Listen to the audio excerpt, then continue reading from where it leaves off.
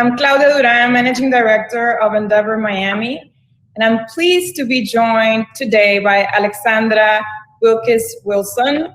Alexandra is a visionary entrepreneur investor who has distinguished herself with a string of digital enterprises that have delighted consumers and disrupted industries. She's co-founder of successful companies like Gilt, GlamSquad, and Fitz, and most recently, she's co-founder of a growth equity fund, the Clerisy Growth Fund of $100 million. Alexandra, thank you so much for joining us today. We're super excited to have you. Thank you for having me, Claudia. So let's get started because I'm sure the audience can't wait to learn about your trajectory and some of the insights you're going to share with all of them today. So you've previously described yourself as a corporate gal. So tell us, what drove you to becoming an entrepreneur? When did you know that you wanted to create and build companies? So I would say that I have always had an entrepreneurial spirit ever since I was a little girl. I grew up in New York City, and I was one of those girls who was always doing lemonade stands with her friends after school and on the weekends. So I think my personality definitely had some entrepreneurial traits. And now, given where I am at age 44, it all seems very obvious. But to be honest, at the beginning of my career, I thought a lot more about climbing a more traditional ladder. When I graduated from college in 1999, I started in investment banking in New York, focused on the Latin America group, then London. And then after my MBA, actually went into luxury and didn't actually have the title of entrepreneur until 2007. So that's when that whole journey and addiction and obsession started. Yeah, I'm sure it was an exciting ride. And Gilt was your first company. So what would you say was the most important learning that you had or that experience brought you?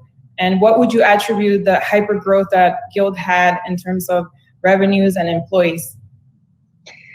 So Gilt really was the transformative entrepreneurial experience of my career, I would say. We started in 2007, and there are so many things that we learned, definitely too many to fit into a short panel today. One of my Gilt co-founders and still one of my best friends, Alexis Maybank, and we actually wrote a book, which if any of you are entrepreneurs and starting consumer digital tech companies, you might find it helpful. It's called By Invitation Only, How We Built Gilt and Changed the Way Millions Shop. And the reason we wrote the book was really to inspire entrepreneurship in general, especially among women, but in general for sure. And I think for us, there's so many learnings. But really, for me, as my first venture, one of the best lessons was to think really big. I think sometimes first-time entrepreneurs, just don't have the full visionary unicorn dream or vision. I remember we brought in a pretty seasoned CFO about a year into Gilt, and she gave me the book Blueprint to $1 Billion, and I burst out laughing. And she said, "What's so funny?" And I said, "Well, $1 billion. I mean, you must have high expectations for us." And she's like, "No, you guys can do this." And I remember being like, "Oh my gosh, she's serious!" Like, wow, that wasn't even remotely in my thinking when we started the company in 2007.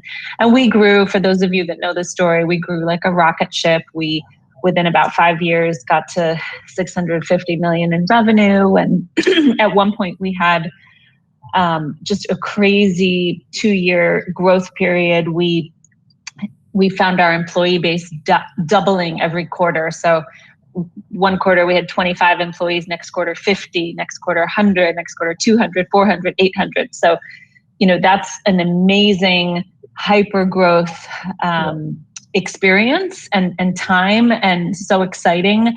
But it's also incredibly stressful, as you can imagine, because just about everything you set up when you're an itty bitty company of 5 co-founders sitting in a little shared cubicle of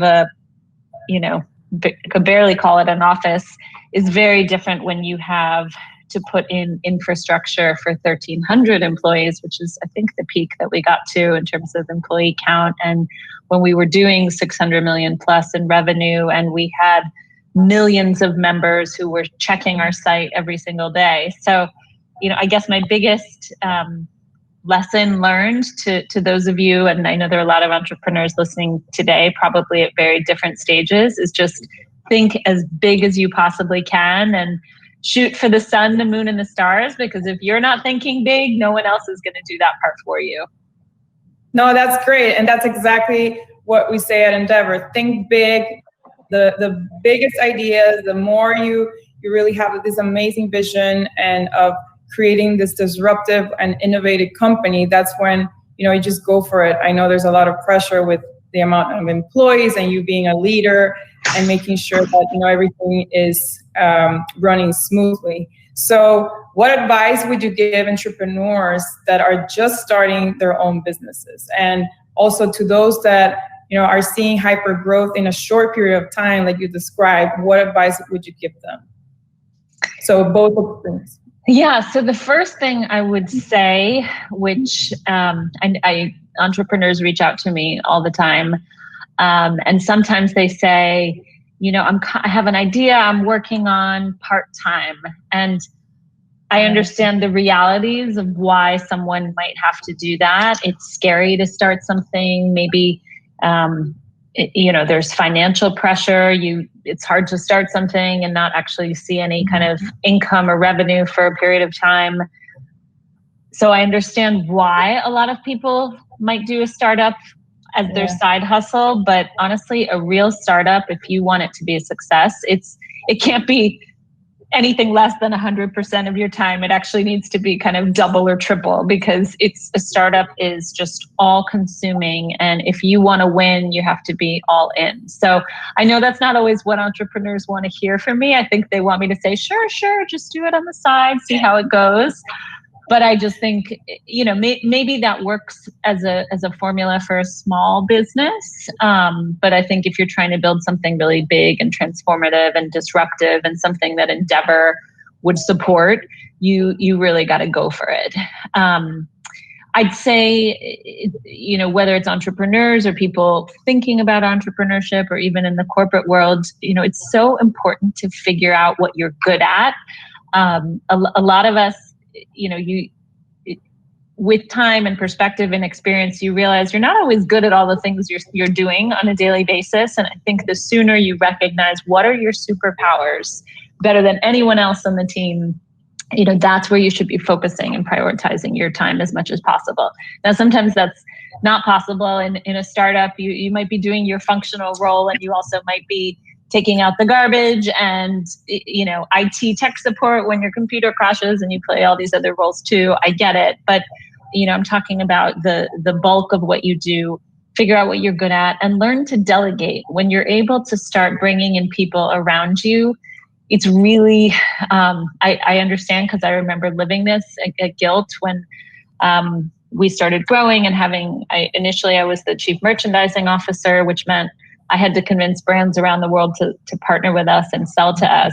And we would go to trade shows, and I would come away from a trade show at 8:00 at night with a stack of hundreds of business cards.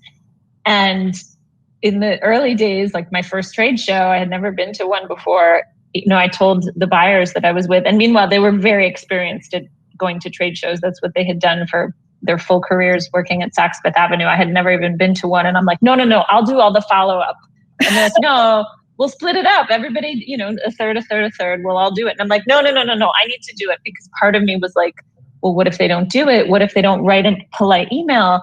What if they get lazy and they don't follow through? And, they were like, look, you hired us because you trust us. We have to divvy it up. And so, it's a silly story, but it's just an example of when you're a founder, I think you worry maybe no one else will care as much as you do and will work as hard. And that's not true. I think if you foster a culture where everybody is part of the team, and in a tech company, I'm I'm a big believer. I think everyone should have some equity in a business, some options, et cetera.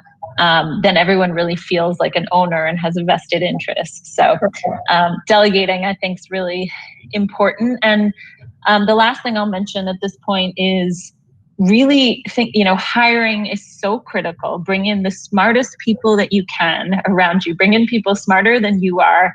And if someone's not working out, I know we all try to make it work and maybe get coaching and talk through it, but rarely does it work out. So I think if someone's not working out in a startup where you're moving fast and you're lean and you don't have too many dollars to waste, if it's not working out, it's probably not going to work out. And the team will actually really thank you for maybe, exiting someone who's just not carrying their weight or potentially toxic. Yeah, and it affects the culture, right? And we've heard so many times, hire slow and fire fast. And I think it's hard for a lot of founders to do that. But I think that's very critical advice that you've given us. Thank you so much for sharing that. And as a leader, I'm sure you appreciate the importance of leadership within a company. That being said, what do you look for when hiring or building a team that's not only capable and high performers, but necessary for a company to really scale? So a lot of things. I love hiring. I've probably hired over 1,000 people in my career. So I enjoy it. I enjoy meeting people and trying to really connect with them and understand what makes them tick and what, you might have 5 people in a room who all are capable of doing the same job, but they're all motivated very differently. So I think if you can understand what is it that motivates them, what will their work ethic be like, what are they passionate about, is this individual someone who can lead a team, be part of a team, or are they more of an individual contributor? And sometimes having individual contributors can be fantastic in certain roles where you don't necessarily need to have a lot of interdependencies with others, but you need to recognize that early on. Because if you have someone who's just not kind of team oriented, not interested in managing and mentoring others, and you put them in a leadership role, that might not work out so well. Whereas if they're just kind of doing their job and the objectives that are set out before them and not managing people, they can do incredibly well. Sometimes you'll see that maybe in a sales role of some sort, that, just wind the sales team up and let them go out there, and maybe they're not worried about all the really important things that go with managing a team and leading and incentivizing and motivating. So that's one suggestion I'd have. I think it's really important to try to set up your people, your teammates, for success. And one thing I have found, because I've really been part of organizations from day one, we have an idea, let's go for it, to businesses scaling. And then most recently, before founding this fund, Clerisy, I actually worked at Allergan, which was a $15 billion revenue pharmaceutical company. So I've seen so many stages of companies. And what you find is sometimes as businesses evolve and grow, people's roles need to change and shift. And it doesn't mean you need to exit them from the organization. You just maybe need to make sure that they're in the right place. And one thing I've seen so many times in a startup, and the first time you go through it, it's emotional, and then you just get used to it, and it's just the way things often go. But often when you bring someone in, when you're a tiny team and you have very limited funding, the most senior person you find for marketing, let's say you're quote unquote head of marketing, who might in another organization be like a marketing manager, a marketing director, but in a 5-person startup, they're the head of marketing. There might come a point, if your business really grows and scales, that you're going to need to bring somebody above them who has much more experience. And that's not a sign of failure that initial hire didn't do a good job. In fact, that person probably did an awesome job. But you hit the moment where you need to bring in someone who has maybe decades of experience. And so that can, I think, sometimes be hard for people when they get sort of leveled, where they're not being told to exit, but someone comes in above them, and in some cases above them and above them and above them. And that can be hard. So I think just being very transparent with your team from day one of like, here's the team we have today. We're going to grow in all sorts of different directions. On the flip side, someone, I mean, at Gilt, I have so many stories of bringing someone in to do a certain role. And then as we expanded into another category, someone on the team was like, I want to do it. Give me a chance. Let me try it. If it works out, great. If you need to change it up and bring someone else in, I understand. We did that all the time with people, and we took chances on people who might not have been hired for the role they were raising their hand for, but we gave them a chance, and a lot of times they did amazing. Yeah. And that's part of the professional development that you want to create within the company's culture, right? So that people can grow within the team and different departments of the company, and also learning along the way. So I love your advice on that. And I think entrepreneurs, we see it all the time when they hire a certain talent and then the company grows and they need to hire someone, and that's fine too. So yeah, great insights. Wow, you had 2 exits, and that's very impressive. And Gilt was acquired by Hudson Bay back in 2016, and about 8 years after you founded it. And then Fitz was acquired by Clerisy in 2018. So what is your advice for entrepreneurs that hope to sell their companies in the future, and that aspire to have an exit? And could you please share any insights on how you handle the exiting process? Because sometimes it can be very tricky and complicated, and it's the advice that you can give entrepreneurs that are thinking of going on that process, or that are actually doing it right now. Yes. So I will say, first of all, that there are many ways to navigate this. I don't think there's one answer that was going to fit every situation, every type of business, in every country, every sector. It's going to depend on a lot of factors. So one thing to think about when you're starting a company and you might have co-founders is to just make sure you're on the same page, because 2 founders could come together and one of them might be thinking, I'm going to build this business for the rest of my life and hand it on to the next generation, my children one day, and hopefully their grandchildren. Whereas the other founder might be like, I would love to build this and sell it within 5 years and make money and do my next thing. And so, those are 2 kind of radically different perspectives, but, the reality is probably it's never that extreme, but it's really important to kind of discuss with your founders and also with your investors, what does success look like? So you kind of realize you're on the same page. And when you're taking money, you need to recognize that investors, they're promising their investors something. And so if it's venture, it's maybe a different time frame from private equity, different from family offices. So timeline is really important.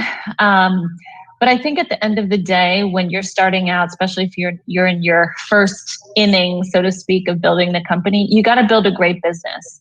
You've got to solve a problem for your customers, Right. Whether it's consumers, B2B, whatever it is.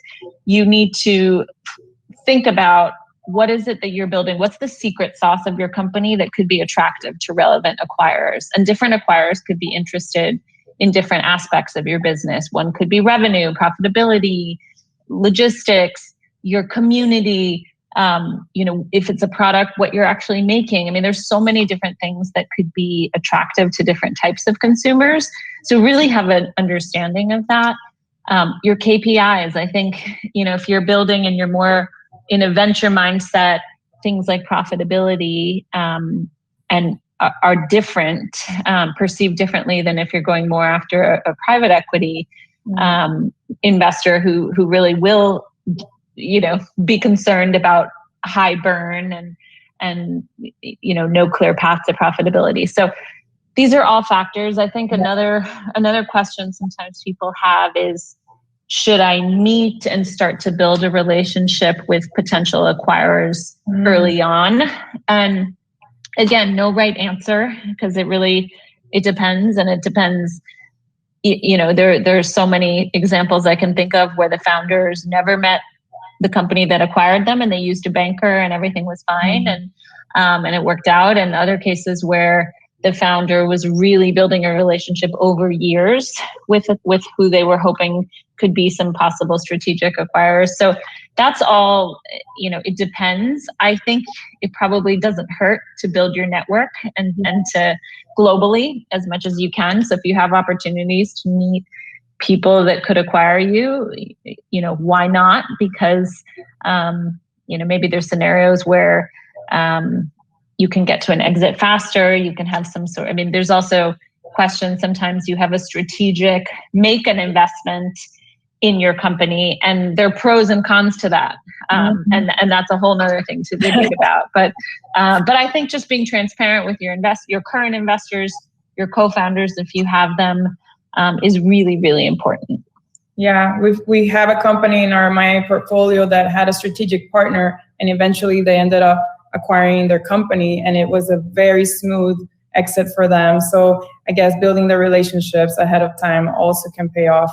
But when did you realize that, or when do entrepreneurs realize that that's time to exit? Is it a gut feeling? Is it planned? Is it any specific conditions a company's living? What do you think is the right timing? Again, I think it's very specific to a company and to how the investors view the timeline, and also what the market looks like. So there might be some companies that in a certain type of market could really make sense for an IPO, or more recently, maybe a kind of going through a SPAC.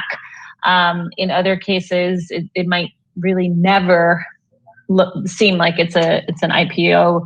IPO bound, and it would make sense to have more of a merger or an acquisition. So I think it really depends on the competitive landscape, on valuations also so important. So one thing that I kind of think about all the time, especially in the news these days, there's so many companies raising a lot of money for really high valuations, and that's great on paper, but at the end of the day, the common stock, the employees and the founders are really going to make money most likely on the final exit. And so it's not always about the valuations along the way, it's the exit. And sometimes when companies have such high valuations, it really limits who the potential acquirers are. And so that's something to really think about carefully when you're thinking about an exit. So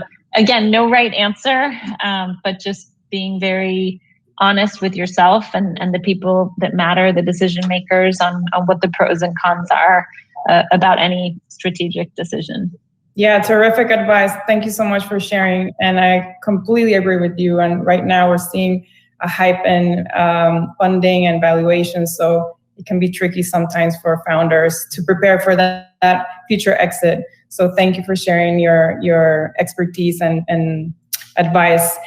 So now, 2 years ago, you decided to unveil a Clerisy Growth Fund, $100 million growth equity fund, focusing on supporting tech and consumer-focused companies. What drove you to go from founder and now investor, and what do you look for in founders when you invest in their companies? So I'm loving this new chapter, Claudia, and I partnered. Everything I've done has always been with partners, co-founders, whatever you want to call it. So my partner in Clerisy is a woman named Lisa Myers, and she was a partner at L. Catterton. I've known her for several years, and we are so well complemented to one another. Myself having been an operator for many years, and whereas Lisa has been an investor in public markets as well as private equity her entire career, and both of us always obsessed with the consumer and where the puck is going. Lisa as an investor, where's the puck going? Myself building businesses that in many cases were pretty ahead of the curve with respect to the consumer. And what we love doing is just meeting with founders and management teams every single day, learning. We've made 2 investments so far where we led the Series B in both cases. We get very hands-on, so for better or worse, we're the type of investors that are in it. I'm in the weeds. I can if needed, jump into almost every role, not technical engineering roles, but can definitely work with engineers. And we, we're hands-on investors, which I think for some companies and some founders, they really love that and embrace that. And I'm sure there's some founders that are like, no, thank you. I don't really need investors to get too involved. But we love supporting our portfolio companies and meeting great founders and really just sharing all the mistakes that we have learned in our decades of experience. And, I always say, as painful as it is to make mistakes, you learn in many cases more from the mistakes than from the successes. And so we're very honest and open, and we've seen a lot. I've done a lot of advising and angel investing over the years in over 60 companies, early stage. And our stage is growth equity. So for us, that means businesses over 10 million in revenue that are really scaling, hitting profitability, and needing not only capital to scale, but really needing partnership from their investors. So it's fun. I love it. Oh, that's amazing. I think founders are super lucky to have you as an investor with all your experience. I think it would be great to have you as a mentor, along the way, and that you are also passionate about getting into the business and helping them succeed. I think that is the secret to success, right? Having the right investor as their partner. So congratulations, and I wish you all the best of luck with the fund, and hopefully you can start, doing great investments here in Miami. I don't know, are you focusing on the United States mostly, or you're looking for other markets? We are open-minded, so our mandate isn't geography specific. The two investments we've made are based in the U.S. The first one's in New York, the second's in Austin, Texas, but very open to. I now live in Miami, so Miami investment would be very convenient. But no, we're open to global investment. So perfect, and that's a great segue to my next question. That you've always been very close to Miami, and now you're living here. What made you and your family make Miami your new home? And how do you feel about the momentum that we're experiencing in Miami regarding our entrepreneurial ecosystem? So my husband and I literally pinch ourselves every day, feeling so happy that we're living here. I think COVID really gave us a push that we always needed and hoped for to move here. We have come, I've come to Key Biscayne ever since I was a baby. My mother's Cuban, but it was always on vacation. And I always thought that my career had to be tied to New York, or I've lived and worked in London and other places, but I didn't know how I could kind of, in the fashion consumer tech world, work here. I just didn't envision it as a possibility. And I think COVID made us all realize you can get a lot done wherever you are, wherever that might be. And so we made the decision about a month into COVID to move here permanently with our family.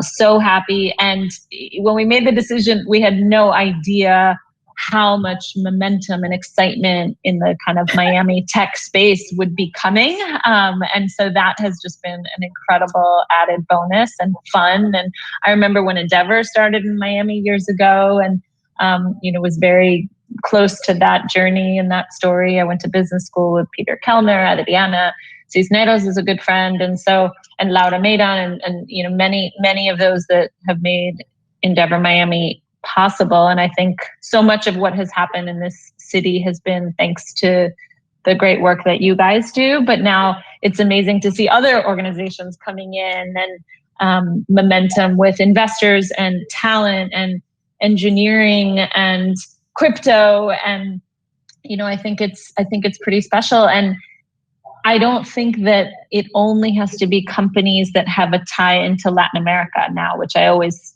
thought kind of had to be the case. I think you're seeing completely US focused funds and talent and companies coming from cities in California and New York, of course, and Chicago. And that's different. That's really fun. So I'm thrilled to be here. I'm really bullish on the city and everything that we're accomplishing here. So Yes, it's an exciting time for Miami. I mean, that's so many people supporting the development of the ecosystem. Endeavor was one of the first organizations here back 8 years ago when it started. And now we're seeing so many incredible entrepreneurs moving from different cities, Latin America and the United States, to Miami. And, even investors back in, I would say, even 3 years ago, we had very few funds investing in companies here, and now it's like, okay, everybody discovered Miami and are deploying a lot of capital to the entrepreneurs here in the city. So exciting times, and we're very happy to have you here in Miami now. So before we go, we have a couple of questions from the audience, and the first question comes from our Managing Director, Janem Arkin from Northwest Arkansas. Her question is, what were the major hiring staffing mistakes you made as your staff was doubling every year? And by the way, she's a huge fan of yours. I mean, I think one mistake that I've made and I've seen other founders do is when you kind of get approval for headcount to fill a spot and a need, sometimes you fill it a little too quickly, and maybe that can be a mistake. So as tempting as it is when you're growing and scaling and you're kind of drowning in all the things that need to get done, it's okay maybe to slow down just a little bit, and make sure you're really bringing in the right person, because it's easy to hire people quickly. But if you make a mistake, and that certainly happened, fortunately not too many mistakes, but mistakes were made, then when you have to unwind that, it's not fun to exit someone. I think one thing I've always liked to do, which sometimes people find unconventional, when I was explaining that situation where you're bringing in someone above you or above someone else, let's say that first marketing person, and then you're bringing a chief marketing officer on top of them, involve that more junior person in the process. Involve them in the interviewing. I mean, maybe they're definitely not going to get the final say, but at least get that person excited of like, we're going to bring in someone amazing to help teach you all the things you don't know that I haven't been able to teach you because I don't know them either. And that can be, if positioned correctly, that can actually be really exciting for someone. I remember someone being like, wait, you want me to choose my boss? I'm like, well, not exactly, sort of, like, pick the most awesome boss ever. Who would you dream to learn from and work with? And that's the kind of, motivating approach, I think, sometimes for when you bring in people above. I completely agree. That's great advice. And it also helps the team, have all working in the same direction towards one common goal, and getting people with the right experience into the company just turbocharges that process to get to the, goals that you have set for the business. So I think that's terrific. One other question. What issues do you think entrepreneurs are prone to overlook when they expand rapidly, when they start just growing? Well, there's so many, there's a lot. I would say that one thing that's just so important, and one of the companies I'm in, early stage companies I'm in touch with since I lived in New York, they reached out to me this week and they said, we faced a cash crunch. We're doing great. We actually have tremendous revenue. We're profitable. And for one reason or another, we took our eye off the cash, and they faced a real, they're going to be fine, but it was kind of a momentary panic for the company, even though it's been around for a while. And I think that's, just always make sure you're keeping your eye on the cash and, inflows and outflows. I think that's really important. And I'd say another thing I have seen so many times, thank goodness it hasn't happened really to me, is I've seen a lot of challenges sometimes between co-founders, just kind of parting ways. And there's probably a lot of reasons for that, but my advice is to be as open and transparent as possible with your co-founders. If you have them, don't avoid the tough conversations, have them take the time to say, we got to talk about something, whatever it is. It could be something very minor, like it annoys me when you do XYZ, to something very significant of like, I think you're making a huge mistake in how you're running the business or managing your team or whatever it is. But I think it's important to be very open and transparent with your co-founders in your team. And I would say that time and age and experience has made transparency much easier for me. I'd say early in my career, it was very hard. I hated delivering tough messages. I thought delivering tough messages, be positive, and that's going to motivate people more. And, if you want people to be working 24/7, how can you be negative also? And what I learned over time is people actually appreciate the tough messages. I mean, a lot of it is how you deliver them, but they listen, they appreciate it. And in the end, it can help make your company that much better. Yeah, and it's the process of being a good leader, right? Coaching your team, making sure that they understand. I mean, nobody is perfect. No one, has everything under the belt and knows how to be sometimes a good team player or a manager. And so if you're senior, then you have that responsibility to make sure your team is learning from you and growing, right? And eventually they can take over your job, and that's perfectly fine. That's what you want, high performers, great people in your company. And again, what you mentioned about co-founders, it's like a marriage, right? You have to have a great communication in order to have a successful relationship and alignment to take the company to the next level. So I completely agree with you, and very terrific advice that we've had from you. Any last comment or insights, advice you want to give our audience of entrepreneurs or possible entrepreneurs, people that are thinking of becoming entrepreneurs? Any last comment? Yeah, I mean, I'll just thank you for having me today. And, entrepreneurship is amazing and it's exciting, and there's nothing like it in the world. And there's many ways to be an entrepreneur. You don't have to necessarily have the idea to be an entrepreneur, to be entrepreneurial, to be part of an entrepreneurial team, in my opinion. So you can be a team member of a startup, and I would call you an entrepreneur as well. And, follow your dreams. You only get to live once. So if you're really kind of like debating, should I go for it or not? My advice is, take those calculated risks, and go for it. Alexandra, you're a rock star. I admire your experience and everything that you've been able to accomplish. We're very fortunate having you in our network. And thank you so much for joining us today at the Summit powered by Endeavor. Thank you so much and have a great day.